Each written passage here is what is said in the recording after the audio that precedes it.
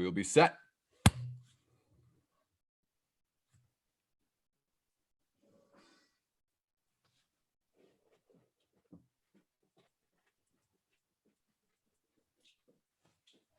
There we go.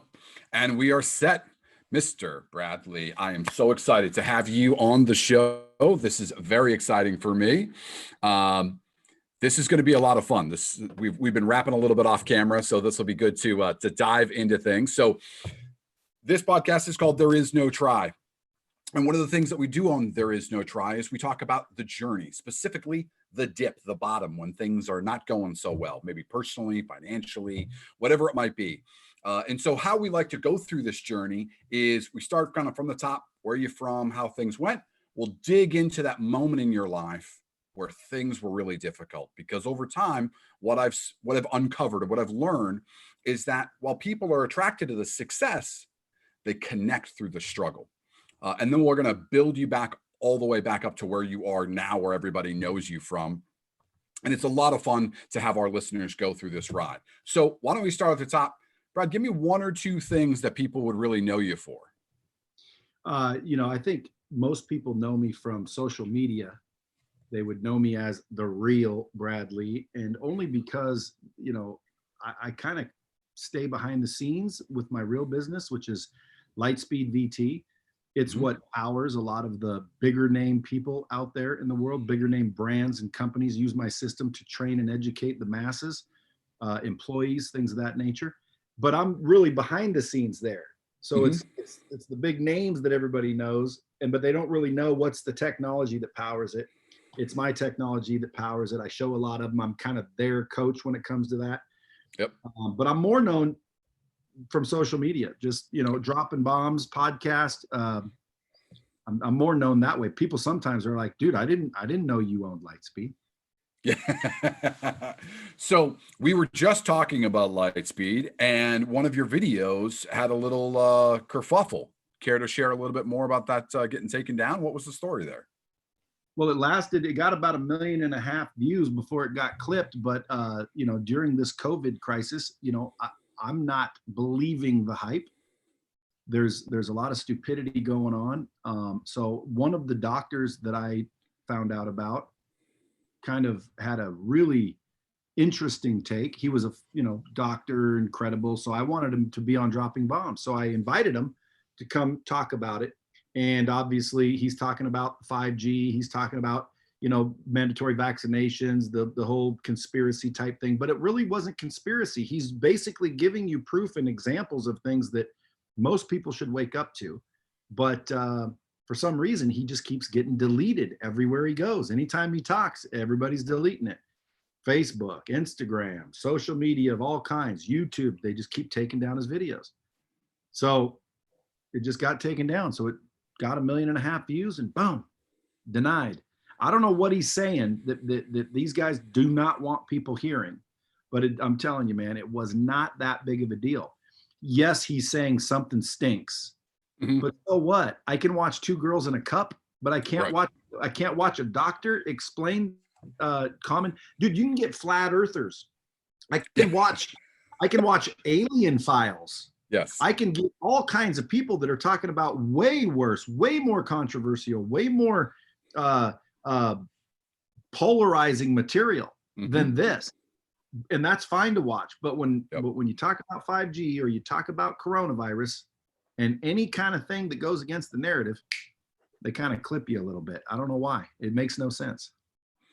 This is the slippery slope of trying to monitor First Amendment, free speech, right? The current generation of young people, millennials and the generation younger than them, actually a large percentage of them, about 30 of them, actually believe that we should censor free speech, and that we should not allow hate speech. And the problem with that is, who defines what hate speech is? That's the problem, right? And you are giving a real example of that right now, because there are some people who believe that if you challenge the narrative around coronavirus, doesn't matter what side of the aisle on it, they take that offensive. They take that as hate speech when it's not hate speech. So there is a really complex issue here. I'm a big proponent of free speech. I think without free speech, none of the other things really matter. I believe strongly that free speech is the First Amendment is there to protect hate speech. Yes, I said that. The First Amendment is there to protect hate speech. Why? Because we already agree on love speech. We don't need to protect that. We already agree. And since no one is able to be the arbiter of hate speech, we should just allow all of it. And we're seeing some of the political leanings within these social media platforms, Twitter and Facebook being the most egregious, Google as well, that they have made these very obvious overtures with who they decide to censor. Well, I'm now included in that. You are Before that, I was telling everybody, man, like they're not taking my videos down. Right. And they haven't, up until someone just texted me that said your video just got deleted. And I looked, it's not there anymore. So YouTube deleted it, but it's because that doctor's on it. Dr. Buttar, Rashid Buttar. If you Google his name, you happen to see a couple of his videos, you'll realize, man, he's not saying anything crazy. Why do they keep deleting it? It's crazy. It's weird. And if you ask me, if someone has a half a brain in their head, deleting it so many and insisting that nobody watches the material is why everyone wants to watch the material. Of course. It's human nature. Go, man. You're going to get some whack jobs that believe it and some whack jobs that don't. You're going to get, you're going to get the same thing. But as soon as you start saying, oh, no. I think like right now, there's a video out there called Plandemic. When it first hit the waves, everybody sends me for some reason all of this information. So I saw the Plandemic, I watched it, and I'm like, interesting, that Judy doctor. Well, now it's gone. It can't be found. I tried to find it the other day because someone was asking me, and I'm like, dude, you can find it. You just can't see it on YouTube. And sure enough, man, I can't find the video anywhere anymore. It's like amazing. It's like, why are you wanting to block anything that goes against the narrative? Yeah. It makes no sense.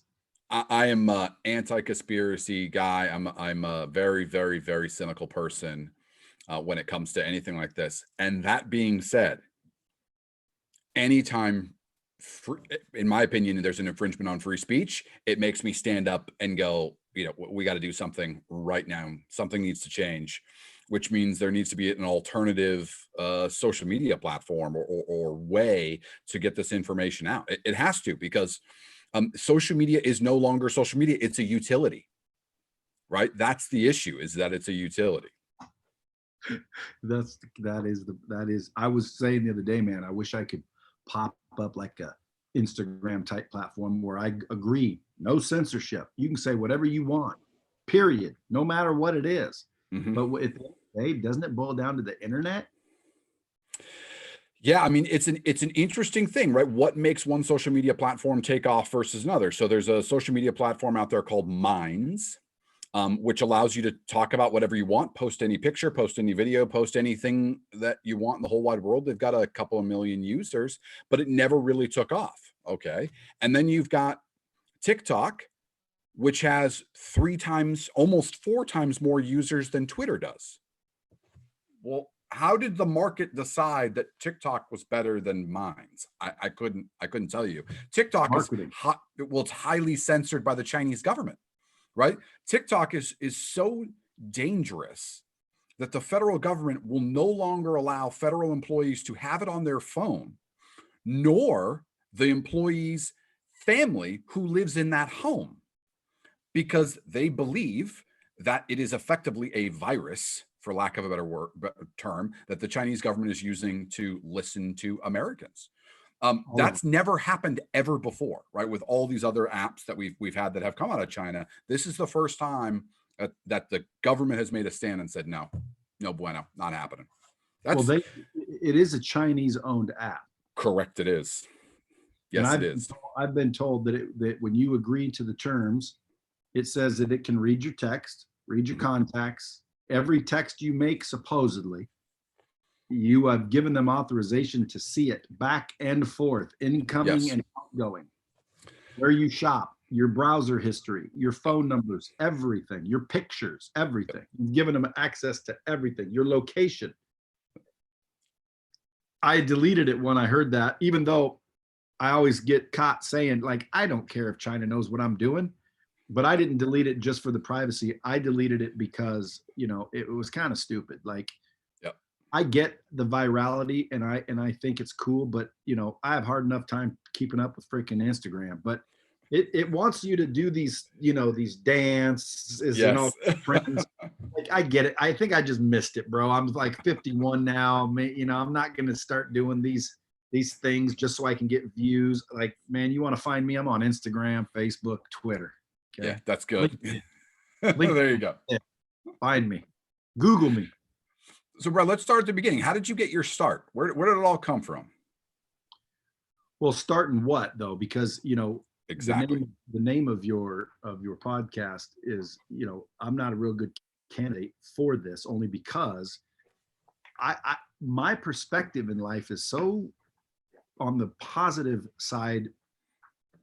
Like, someone asked me, hey, what did it feel like when you hit rock bottom, in one interview? And I said, man, I've never really hit rock bottom. Mm-hmm. And they're like, well, 20 minutes ago, you just said you were homeless on the beach in California.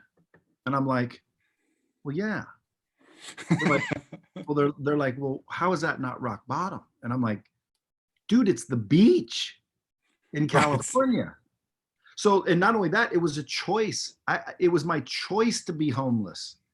I could have went home to my parents' house. I didn't want to. Too proud for that. Screw that. I could have went to my sister's house. Didn't want to. She would have made me be in by 7. All these rules. I chose to be homeless. So to me, that is not rock bottom. That is a choice. And when you really think about it, life boils down to choices. 100%. The choices you make determine the roads you take. So when and by the way, I've walked up to people on the street, homeless, and I've given them money sometimes. Sometimes I don't. People said, Brad, how do you pick who to give money to? I said, it's a feeling. I don't even think it's me picking. I think it's somebody else or something else making me feel like it. Sometimes I feel like giving you money. Sometimes I feel like you should get a job. And I don't know how I decide. I have a feeling about it, but I've sat there and talked to people, because one of my things is I believe you can learn something from anyone and everyone. 100%. So when I'm sitting there talking to a homeless person, I'll ask them questions like, hey, let me ask you a question. Like, how the hell did you get here? What? So a lot of times people would say the same thing I said. They could go home, but they're not allowed to drink there, or they could go home, but they're not going to put up with that son of a bitch, et cetera, et cetera. Right. So basically, you're homeless by choice. They're like, well, yeah. Well, then again, no longer do I feel sorry for you. Right. I see women on the street, and I think to myself, how did she get here? Yeah. Like women, homeless women, like there should be 0 homeless women. Like, there's so many goofball weirdo perverts. Shit, live with me, stay with me. Yes. You shouldn't ever be homeless if you're female. And by the way, just so I keep it, don't be yelling and sending me hate mail. I'm not saying that you should hump for your bed, but all I'm saying is, if you're female, there's some dude out there with a home that would probably let you hang out, because whatever. But anyway, I've talked to a lot of homeless women, and I asked them, like, why are you here? How did you get here? Dude, very rarely is it a hard luck story. Mm-hmm. It's choices. They decided, they whatever reason they decided. So at the end of the day, man, my perspective, when you were introducing and saying, here's what we talk about on the show, I'm thinking, damn, here we go again. Cause like, I haven't had it hard. I don't know. Like, dude, it's been pretty easy the whole way going. However, I think it's my perspective, because yes, 100%. I've had it technically hard, but who's to decide what hard looks like? Because if it's me, bro, I've never had it hard. Yep. I've had shit handed to me left and right. And what I'm talking about is opportunity. I'm talking about when I wake up in the morning, I realize one thing: it's worth more than $1 million. Now, you know 100%. Why? Well, because if I said I'll give you $1 million, but you can't wake up tomorrow, you'd be like, no deal. Okay, so waking up, you realize if your perspective's in the right place, you realize it's worth more than $1 million every time I wake up, which is almost the equivalent of what if every time you woke up, I called you and said, bro, what's up? Boom, here's $1 million. Dude, you'd be pumped up, you'd be fired up. No one could rain on your parade. You wouldn't be bummed out about anything. Right. So why can't we adopt that mindset just by simply waking up? Well, I've trained myself over the years to do that. So again, my perspective's bummer, dude. This isn't going to be a hard luck conversation. I will, however, tell you, I was born in a small town in the Northwest. My parents were blue collar. Okay. They kind of were entrepreneurial at a certain point, got up to a certain level, and then got sued for a lot of money, went broke, and my dad just gave up, went back to the mill, went right back to blue collar. But for a minute there, we were starting to build a little entrepreneurial empire, and then back to blue collar and stayed there, just gave up. We didn't have a lot, but we didn't, we had food, we got Christmas presents most years. We weren't that bad off. We were actually pretty good. There was brothers and sisters. We were to an age where I was kind of left alone a lot. Okay. And at 16, my dad came home. He drank a little bit, almost daily, but he came home. He was either a happy drunk or a pissed off drunk, but he wasn't abusive. Don't get me wrong, but he would smack you if you needed it. So he came home one day a little bit drunk, and he told me, why didn't you mow the lawn? And I remember a couple days earlier, I said I would, but I didn't. So of course he was drunk, asked me why I didn't mow the lawn. I said, I forgot. He basically said, it's time to hit the road. So I got booted out at 16 years old. Wow. And I never went back. And as soon as I got booted out of my house, I quit school, and I was just starting the 11th grade. So I dropped out of school at the 11th grade, Now I've got 2 PhDs, 4 MBAs, 9 bachelors, and 12 associate degrees. They just work for me. Yes, exactly. I always say, you don't have to earn one if you can hire one. So at the end of the day, I didn't really get the formal education, but what I did get was a excellent education in real life. Yep. Okay, real life is far different than what you learn in textbooks. And Couldn't agree more. Yeah, and then nowadays with social media, man, it's excellent because technically you can tap into the people that built the companies. You can follow Elon Musk. You can DM Elon Musk. Mm-hmm. You can reach out to these people that have actually achieved what it is you're trying to achieve. You don't have to go to college and learn from a professor that's been there 15 years, that got taught by a professor that was there 15 years, that got taught by a professor. And it's like, wait a minute, who here actually did it? None of them. Yes. Oh, well, then how do you know it works? Well, that's just what the institutions tell us. So I think, man, that was a long way to answer a simple question. No, hold on. We got to stop there because I talk about this subject all the time. Quick story that just absolutely nails what you're talking about. I remember I was in business class, Mr. Koo, we're sitting there, and he was sitting there with an overhead projector. I didn't go to school a long time ago. We had PowerPoint, we had all that stuff, but he was old school, right? He had been a professor for 100 years of business, and he had an old school overhead projector, right? Where you put the clear slides down and it projects the image on the wall. So he puts up this thing, slaps it down, and says the 3 P's of marketing or something like that. It was like product, promotion, price, and something else. And he asked the class, what's the most important thing? Everybody read the textbook. I didn't. I was a terrible student. And everybody goes, oh, it's price. And I go, no, that's incorrect. It's promotion. Promotion is the most important thing. Product doesn't matter. Price doesn't matter. It's promotion. Yeah. And he goes, no, you're wrong. I said, well, hold on. You got to remember, this is 2000. This is 1999, 2000. I said, Macintosh is a superior computer, but everybody uses IBM, right? The Isuzu Amiga which was the worst safety record of any small SUV, but it had that really catchy Slinky commercial ripoff, sold like crazy, rolled over and killed people, right? When everyone just should have bought a Volvo at the time. I said, it's all about promotion. Yeah, price matters, product matters. Don't get me wrong. But if product actually mattered, then everyone would have bought Mac. No one would have bought an IBM. Um, Instead of having a dialogue and educating me and learning more, he takes the slide off, throws it in the trash can, grabs the next slide, and keeps on talking the same lesson he had given year after year after year. And that's that moment where I thought, why am I paying to be here? You don't know more than me. You've memorized a certain bit of information, sure, that you know, but I can go get that information off the internet now in 2 seconds. I don't need to memorize this. I need creative problem solving. Right. Amen. And so that was my epiphany of, wait a minute, this is not the way. This isn't it. Okay. So one more thing about your perspective, and I started cracking up, and here's why. From your perspective, you never hit rock bottom. From your perspective, you never had it hard. I say all the time to nauseam, where my staff like rolls their eyes, happiness is a front end decision. You make the decision to be happy, and therefore you are. You do not attach happiness to fill in the blank, to a girl, to a car, to a job, to money, to a house, to because you'll never get enough of those things to stack together to be happy.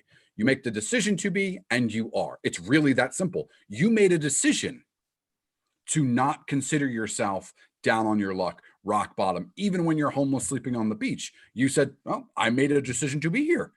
Why would I be unhappy about that? I chose to be here. So I love that mentality. Where did that come from, though? Do you think that's just sort of in you? Did you see it from other people? No, I think it was inherent a little bit.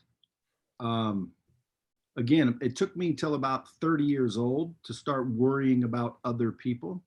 So growing up, I was kind of a selfish little son of a bitch. Not outwardly, meaning everyone thought I was selfish, but when I sold you something, I was doing it for a commission. When I looked around, I'm looking around, how do I get paid? How do I move ahead? What is in it for me? And I never could break 3, 4, 500,000 a year. I could never get above that. No matter what I tried to do, I couldn't do it. And then one time, about 30 years old, I knew this kid, hardworking individual. And that's another thing. Like they tell you, hard work, man, hard work. That's what you need to do. Folks, the hardest workers are usually the brokest if you actually go look. Okay. Hard work is not necessary to be successful. I can promise you that. People always say, so Brad, we noticed that you work hard in interviews. I'm like, dude, I don't work hard. Okay. I work smart. Yeah, and I might work long, but I don't work hard. Okay? Yeah, I'm not digging ditches in the sun. Yeah. Dude, I hate hard work. Let me tell you a quick story. 17 years old, I keep being told to get a real job. So I went out and I applied for the Forest Service. They allowed me to go out and I thought fight forest fires. So I'm thinking, oh my God, dude, look how cool I'm going to be. Forest firefighter.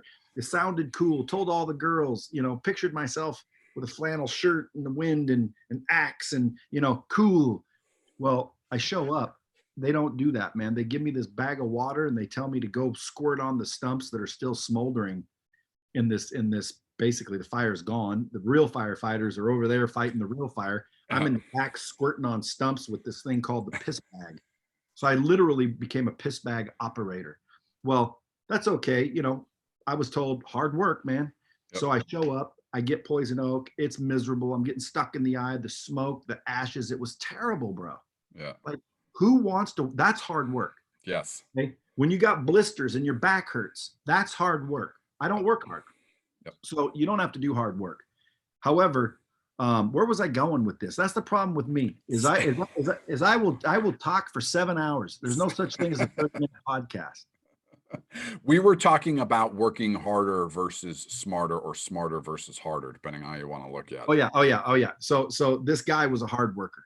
Yeah. And I decided, and I knew his wife and I knew him and he had kids and he was a good dude. And I'm like, man, I can help this guy. I'll just teach him how to close deals and money won't be a problem, because he was having money problems, but he was hardworking, nice dude. So I grabbed him, I brought him up front and I showed him how to freaking close. Well, he was, instantly making 10, 15 grand. It took a couple months. He was making 10, 15 grand. I seen his wife change. I saw his kids transform. I saw him transform. And I thought, man, this is cool. You know what? I want to start a company where I can train people how to sell and close. So I can do this for other people. Like I didn't realize I was doing it, but that's what I was doing. I started worrying about helping other people. Yeah. And as soon as I started worrying about helping other people, it wasn't about me. I wanted to help other people. And that's when I was chasing success up until then. And that's when success started chasing me. So it's like I couldn't, everywhere I went, everything I did, opportunities everywhere. Now, again, I sound like, wow, it just started rolling in. Dude, trust me, I had to hide my car so the repo guy wouldn't find it. That's the truth. You know, I went months without money. I lived in a, 2-bedroom shitty little apartment I got divorced, had child support, lived in a shitty apartment. When I started my business, it took me about 8 years to get it actually going. Wow. So when I say opportunities, but the opportunities were everywhere, man. I was this far away every day. Man, I couldn't wait to get up in the morning. And I think over that 8 years of just, seeing it, it was right there. I just trained myself to look for the positive. I quit worrying about where I was sleeping. Who cares where I'm sleeping? Look where I'm going. Right. And that's where you start to realize you can focus on where you're at, or you can focus on where you're going. And if where you're going is bright and sunny and great, you don't even recognize the pain and the suffering on the way there. Why? Because you're there. Yes. So, man, you and I are cut from the same cloth, because it's like you're reading my script. I couldn't agree more with exactly that, because two things. A, the tenacity that you showed in showing up year after year. I mean, 8 years is a long freaking time, number one. So kudos to you. Two, the providing value component instead of trying to make a buck component. I fell for the same trap. I worked my tail off to sell asset management mutual funds to financial advisors, right? To Merrill Lynch, to UBS, to Boeing, CalPERS. Those are my clients. And I made a lot of money. I made 3, 4, 5, 6, 700 grand, but it stalled. I couldn't get out of that. That was my trap. And I always used to joke that money at that level, 3, 4, 5, 600 grand, is a heroin drip. It's just it's enough that keeps you fat and happy, where you're wealthy enough that you don't want to go take a risk to build a business because you can lose it, right? And there's not a lot of jobs that pay that much, right? You got to doctor, lawyer, etc. So it literally is, it keeps you hooked. So kudos to you for sticking with it. But the idea that you know where you're going, you have a big goal, you're chasing it down. And by doing that, what's around you, the shitstorm around you, the crappy futon on the floor in the bad apartment, no big deal. It's only temporary, right? Mind over matter. If you don't mind, it doesn't matter. Not only that, it was, again, comfortable as hell. Yeah, that's right. That's right. Well, if you don't recognize it as discomfort, is it uncomfortable? It's a real question. I'm not trying to get all woo-woo here on you, but no, it isn't. Right. Exactly. Decide it is. Yes. Because again, think about it. If there was a saying that says, man, I used to be pissed that I couldn't get new shoes until I met a man with no feet. So it's the same principle. Like, dude, you decide what you're thankful and grateful for. Yep. Right. And so when I'm sitting in my 2-bedroom apartment, where, by the way, the ex-wife living in a pretty nice little spot, okay, off of me, if and when I could afford child support. So that's another thing. I'd get behind 3 months on child support, car payments, everything. Like, whatever, dude. Yep. I'll be able to pay that next week. Yep. So another thing maybe that your listeners might find valuable is, I think looking back, I can clearly see what I did that while I was doing it, I didn't recognize. But what I also did was I broke everything into 90 days. I was going to write a book called How to Get Anything You Want in 90 Days. But the days would have spelt DAZE, because you have to get in a daze almost. I literally believed that I would be a millionaire in 90 days. And what happens is after 90 days, you look up and you're not a millionaire. Well, most people are like getting upset, but dude, I knew that I was only 90 days away from actually being a millionaire. And so then 90 days later, oh, dude, well, not right now, but let me tell you something, 90 days for sure this time. Yep. So here's how you get anything you want in 90 days. You first figure out what you want, because I got to tell you, man, that's the hardest part. People don't know what success looks like. Ask somebody what success looked like to you, and every one of them will always go like this. I don't know. Let me think. And the reason why is because they don't think about it. Now, if you didn't know me and you walked into a room, you didn't know what I looked like, there was only 400 people in the room, and your goal was to find me. Okay, if you don't know what I look like, how hard would it be? A lot harder than it would be if you knew exactly what I look like. So when someone says, hey, what does Bradley look like? You don't have to go, you'd be like, oh, he's this tall, he looks like this. You know exactly what I look like. Most people don't know what success looks like. So step one to get anything you want in 90 days is first determine what you want. That's harder than getting it. Okay, so determine what you want, number one. Put your face down and work for 90 days. Look up. If you don't have it, repeat step 1 and 2. Like, just look back down and go 90 days. And I promise you, if you just do that consistently, one of those 90-day cycles, you will get everything you want in life. So it's kind of a play on words. How do you get anything you want in 90 days? Because my 90 days, believe it or not, I'm still in it. In 90 days, dude, Lightspeed will be 5 times bigger and better than it is right now in 90 days. Now, I've been saying that for 20 years. But you know, it's so true, because look, one of the things that we try to boil down here is what I call truthisms. Truthisms are sort of these universal rules that work for everyone. And we've had guests on here, that were everyone from Navy SEALs, NFL players, A-list rappers to race car drivers, everybody. Okay. And I try to distill these things out. And if you ask every single one of them, if they're successful, they'd be, all of them universally are like, nah, I'm still working, man. I get up every day and I grind. Every single one of them, right? These are people who have done incredibly well. Most people would be dying to be where they are. And they don't view where they are as successful. They view where they're going to be as successful. And that's the critical step. People think like, oh, once I become a millionaire, once I'm worth a certain amount of money. I'm telling you, that is not the thing that you're actually looking for. And then when you talked about goals, many people put down goals that don't make a whole hell of a lot of sense, right? They go, I want to be wealthy. Okay. Well, what's wealthy? Define wealth. What would you buy with that wealth? Why would you buy those things? How long is it going to take you to get there? How much do you need to have all the things, all the bells and whistles that you want? And not just throwing stuff against the wall. I want to be a billionaire in cash. Come on, get the hell out of here. Let's get real numbers. What do you want? Let's say $1 billion. What would you spend it on? Who would you spend your time with? Right? Once you really get into all that and write it all down and distill, here's my number. This is how much money I want to make. This is the city I want to live in. This is the cost of the house. This is the car I want to drive. This, I want to be married with 3 kids, and you really, really get down to it. And then you put your head down, like you said, and you start working away. It is amazing how much progress you can get. But like you, when I talk to people, the vast majority of people go through life with a wish. They have no plan at all. They just wish they were fill in the blank, but they don't even have any data, any facts to put behind it. They themselves don't know what they want. Well, how the hell do you get there if you don't know what you want? You don't. You don't. So let's fast forward a little bit. You've worked with some mega names, right? Yeah. Some mega names. One of them is one of my favorites, Damon John.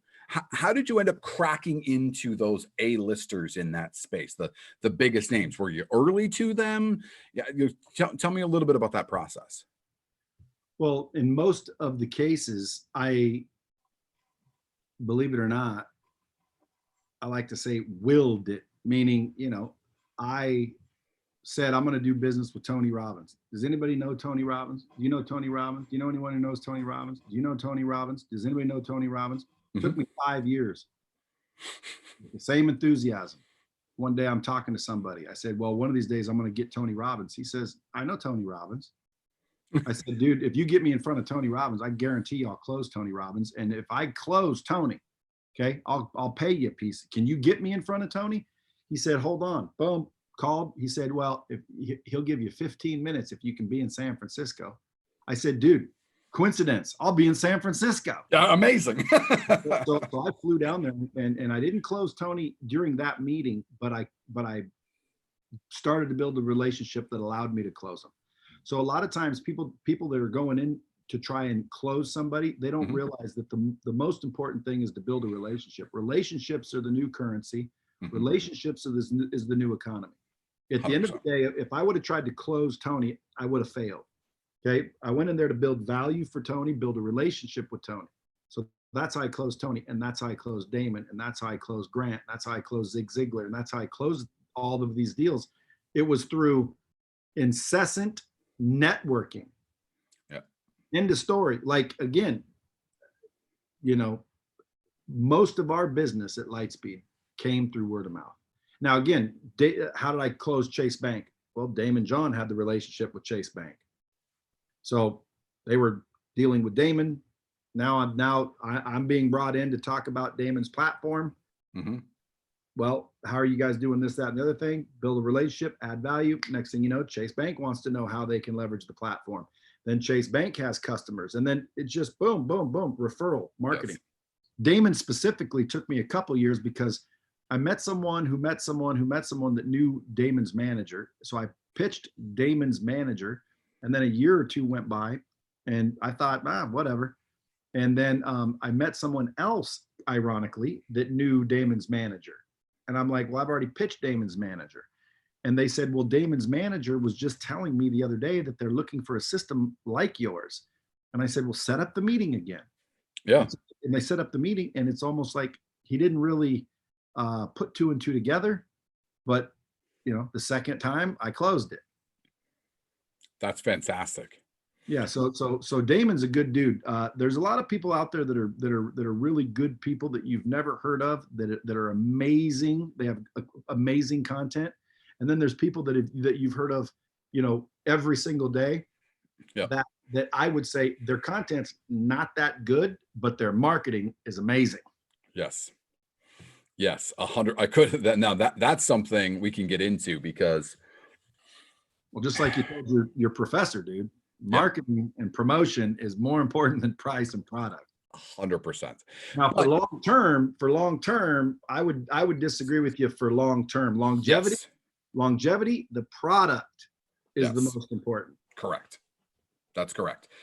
And that's where, if life was more black and white, it would be a lot easier. But it's not. Every problem is very, very nuanced, right? So in business, promotion is the most important thing day one.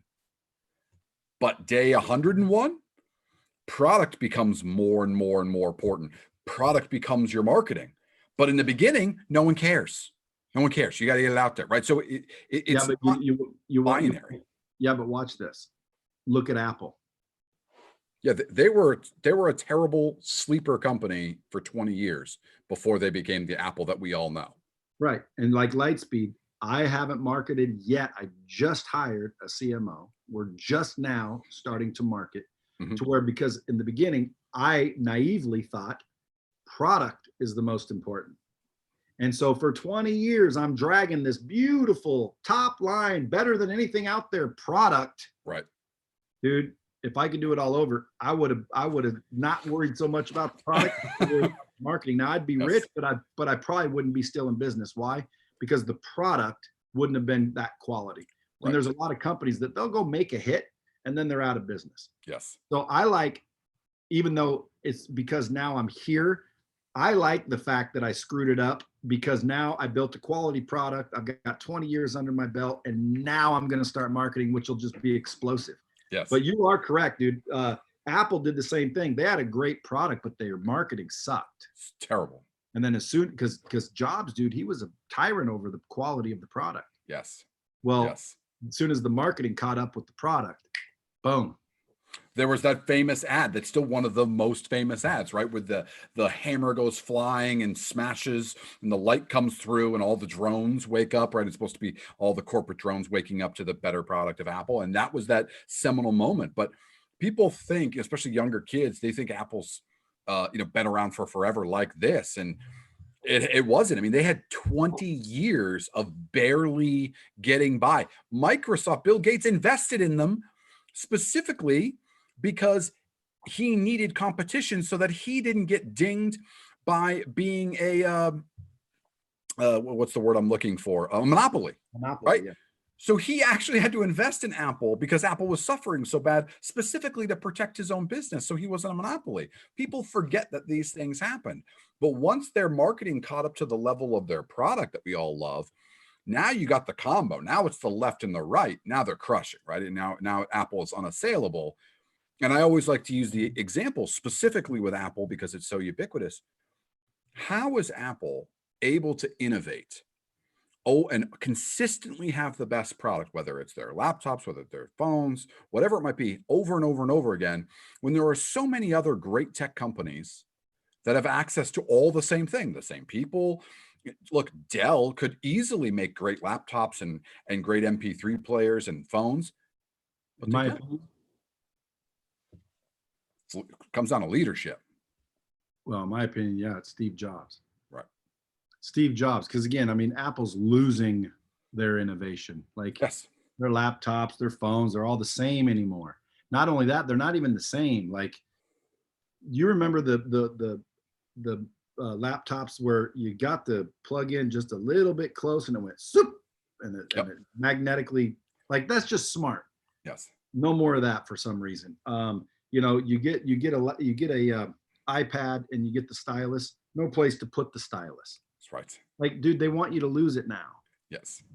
Steve would have said, no. I don't care about the millions we're going to lose because they don't lose their stylus. This stylus is going to have a, beautiful pocket. And Right. the guy was meticulous about grace, style, and convenience. And he was a tyrant. But Yep. dude, I'm telling you, I believe Steve Jobs is the reason Apple won, because he was Of meticulous. course. Of course. You read the book from Walter Isaacson? I did. Yeah, like, dude, he was a tyrant. There was one part in that book that I remember, like, he said, you got to move that over an eighth of an inch, and it wouldn't have mattered to anybody. No one said, come on, dude, like, you're going to cost us millions of dollars. That's stupid. Fired, boom, move the damn thing an eighth of an inch. It's like, dude, that's meticulous. Yes. Yeah. I mean, Steve is an interesting one to dig into in that, Steve died kind of alone, or really his wife by his side. He had kind of a tumultuous relationship with his children, didn't really have a lot of friends. Died a very wealthy individual. He could care less about money. It was never a thing for him. He openly talked about the fact that he was worth $1 billion by the age of 25, and it made no difference to him, right? Really impossible person to work with, right? There's a reason why he didn't have any friends. And yet, those are all the negatives.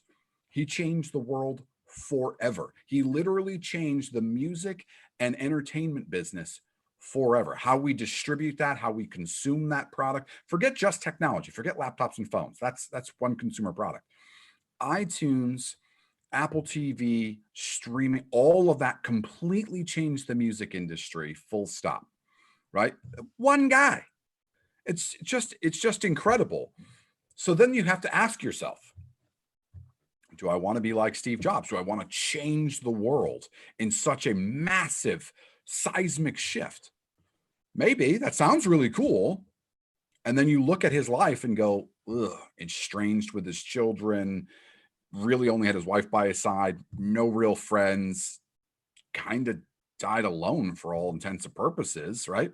And everybody sort of has high praise for his business acumen, but not a lot of praise in many other ways. So the sacrifice that he put together to be the Steve Jobs and to build the Apple that we know, or you, and I mean the sort of royal you, every you, willing to make that, or myself, I like to make a little bit of money, have some friends, have some good times, family, do all those things, right? So, everyone's path is a little bit different, but Steve's Jobs, that book is absolutely fantastic. I recommend it to everyone.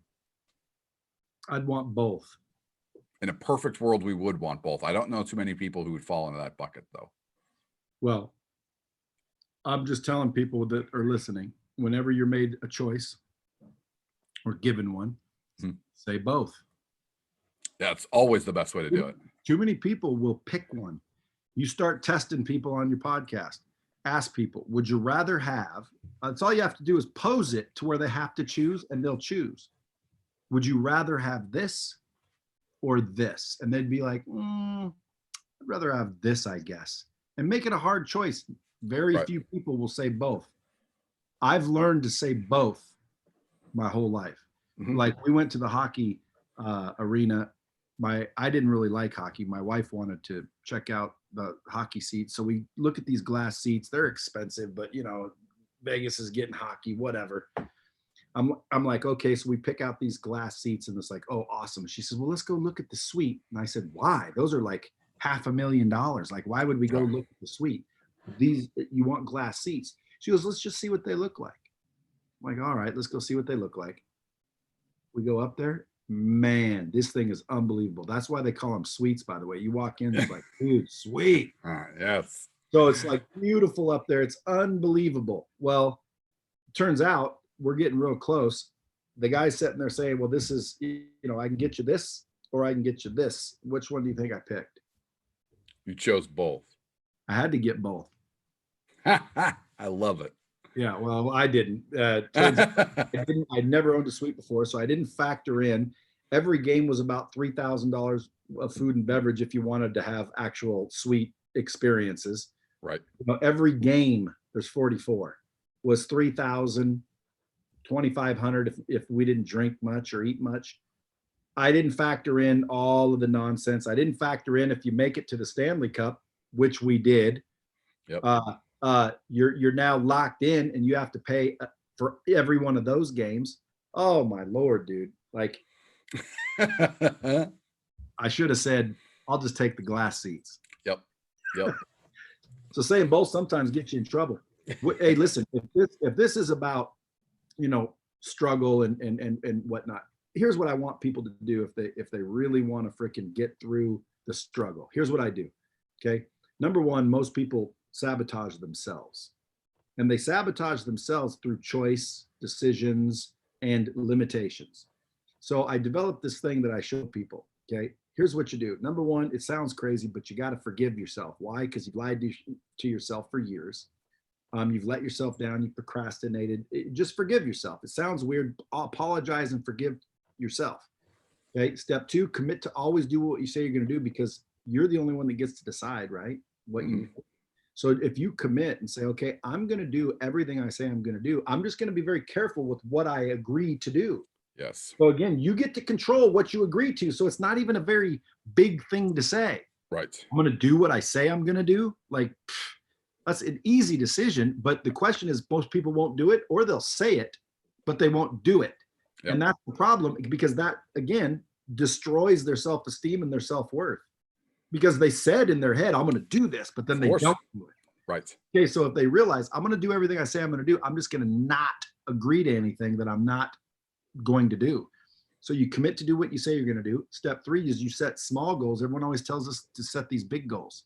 Set some small achievable goals every single day, to where your repetition of winning becomes like almost subconscious, and it will.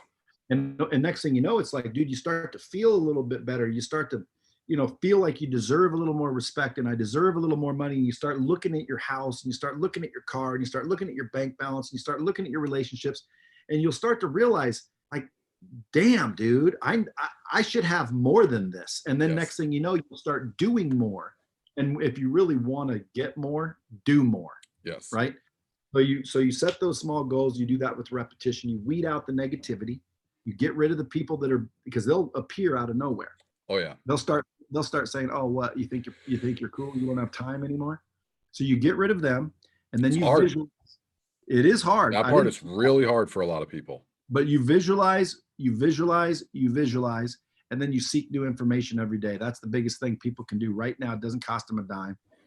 Seek new information every day, because if you really want to change what you're getting, you have to change what you're doing. And if you want to change what you're doing, you have to change what you believe. Mm-hmm. And if you change what you believe, you have to get new information. That's how it changes. Like, man, I used to think this, now I think this. Ask yourself, what changed your mind? And you'll be like, well, I found out this.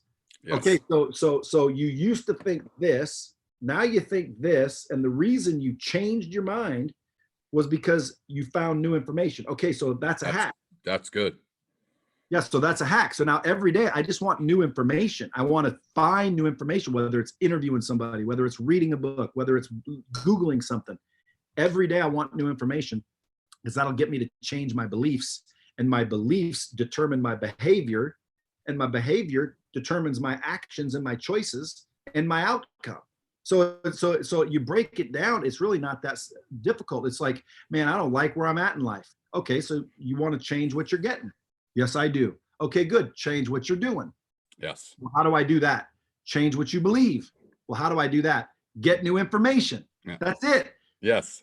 So if you do those 6 things every single morning, or not every single morning, because some things you do once, forgive yourself. Yeah. Commit. Set 10 small goals. Get in the habit of winning. Get rid of all negative, unsupportive crap, no matter who it is or what it is. Get rid of it. Okay?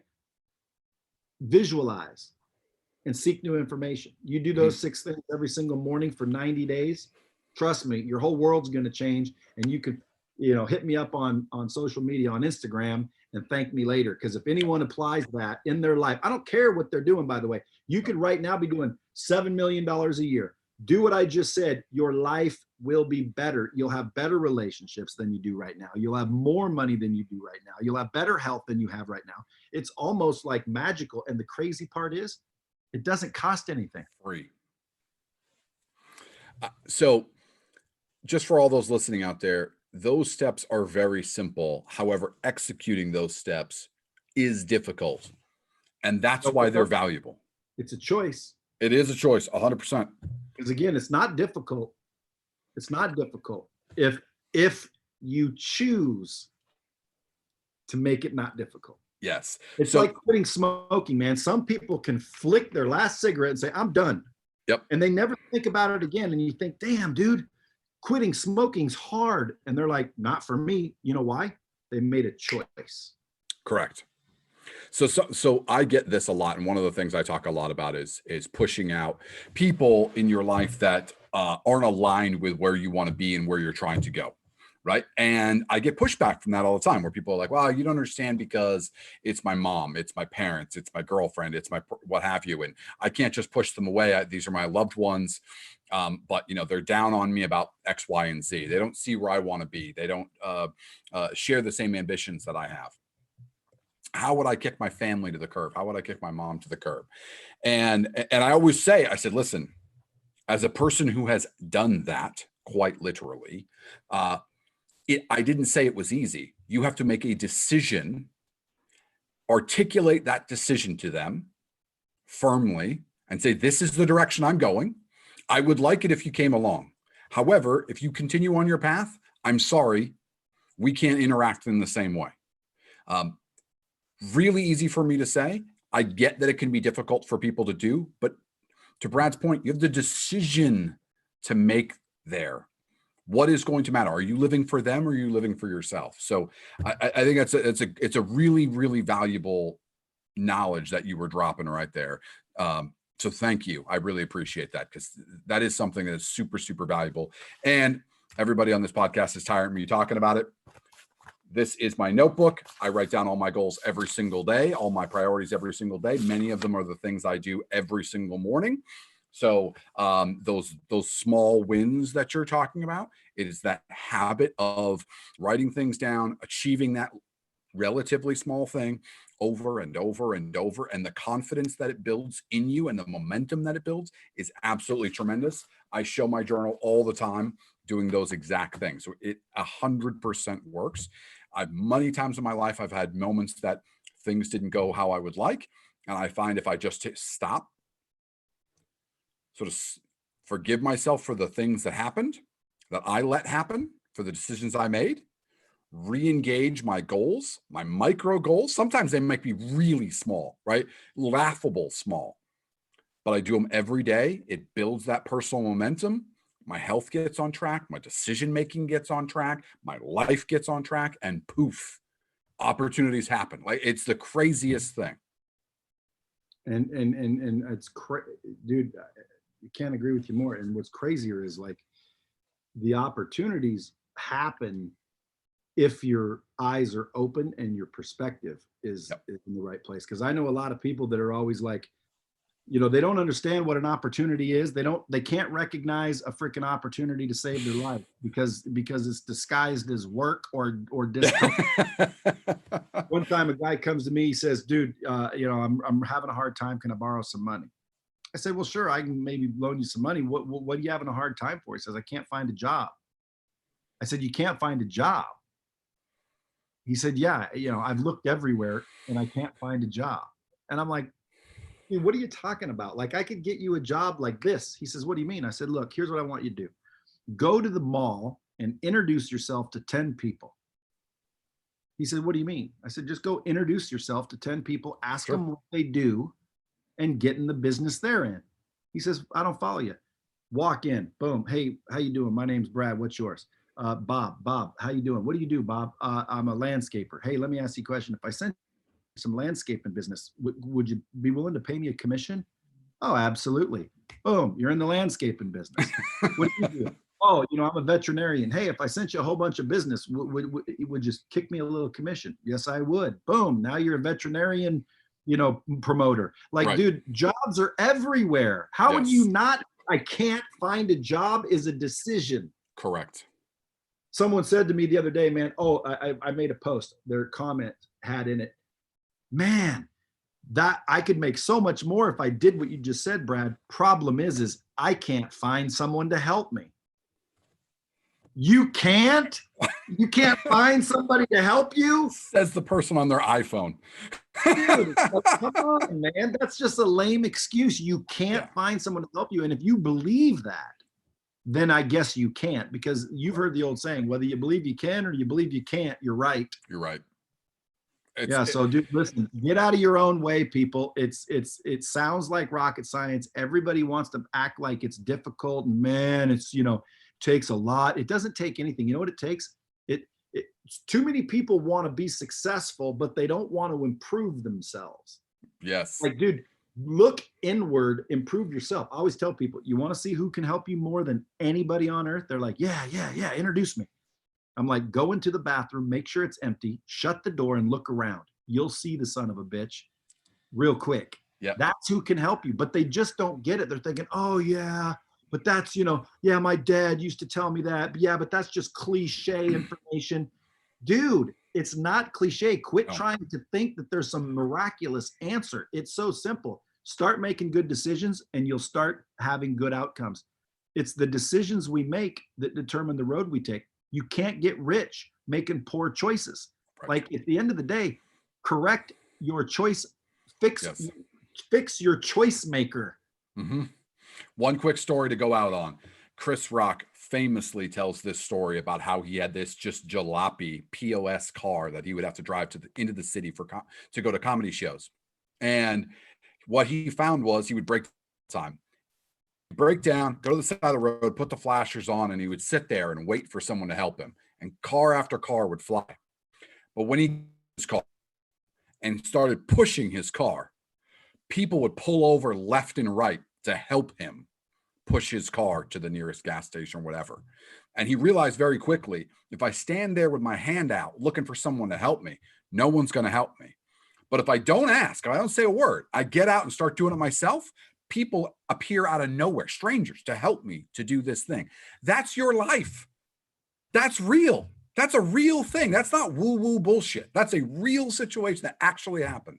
So, Brad, I want to say thank you so much for being on the show. This has been a ton of fun. Rapping about cigars before the cameras were rolling, and now catching up over this. This has been very valuable. So thank you for dropping so much knowledge for all of my listeners. I really appreciate it. Bradley, Pierre Rogers, this is the There Is No Try podcast. Thank you, everybody. Till next time.